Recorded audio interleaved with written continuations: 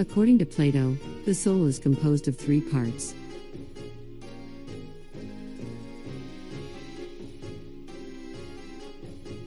Why did Plato think this?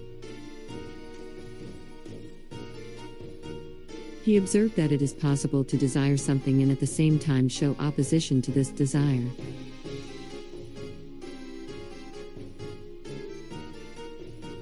For example, if you drink beer and want to continue drinking, but then you say to yourself, let's slow it down, you would still want to drink more, but are sober enough to not go overboard. So Plato reasoned, the same thing can hardly do 2 opposing things if it were just one, therefore, the thing in question, the soul, is not one. The soul obviously has at least 2 parts. The first part which wants something is the desiring one, which Plato calls the Epithymia. This is the part that simply desires all kinds of things, the part that drives you towards something, whether it is drink, food, money, pleasure, or something else. The second part, however, is the one that says, wait. Let's think this through. This is of course logos, the part which takes consequences into account, the part that examines and argues, the part that analyzes and decides what is best to do.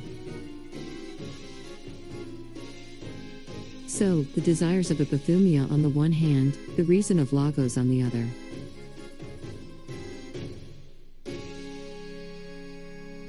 Plato uses the metaphor of a chariot, rijto, no, can't pronounce this Dutch word, to illustrate the soul and its 3 parts.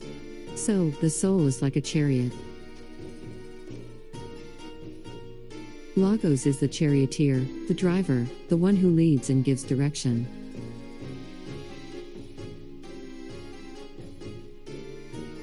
Epithymia is represented by a horse, a dark horse, one that chases blindly behind whatever it finds desirable. The dark horse is a wild, untamed animal, and reason must exert its power over it. The dark horse leads you to drink more beer. It is the charioteer who says, no, you had enough. But there is more, a third part of the soul. Plato calls this Thymos. This third part of the soul signifies higher emotions, not low desires like the dark horse, but the nobler emotions such as anger at injustice, courage, and the desire to overcome challenges. And this part is represented by a white horse. Thymos would then mean like a high-spirited, noble horse, filled with energy and determination. This horse, if trained well, listens to the charioteer, to logos, and goes in the direction given by it. It is a tamed, noble animal. In today's Western thinking, we are familiar with distinguishing between mind and body, and between reason and emotion. However, we usually do not distinguish between what Plato calls Epithymia and Thymos. Especially, Thymos is unfamiliar.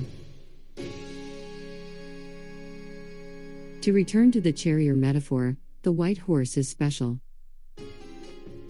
The white horse is dual. It has 2 aspects. It is an ally of the charioteer, of the driver, yet it is also a horse. It is a wild energy, but an energy that can be tamed. When properly guided by logos, it manifests as courage, fighting spirit, and honor. However, when left unchecked, it can pose a danger of destruction. Translating this into a military context prompts us to ponder. It seems that Thymos portrays the warrior ethos. Indeed, like the warrior, Thymos begins as a wild force. But, through proper education and cultivation, it can develop into something mature.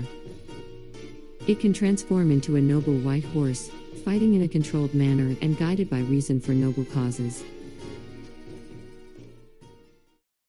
The end.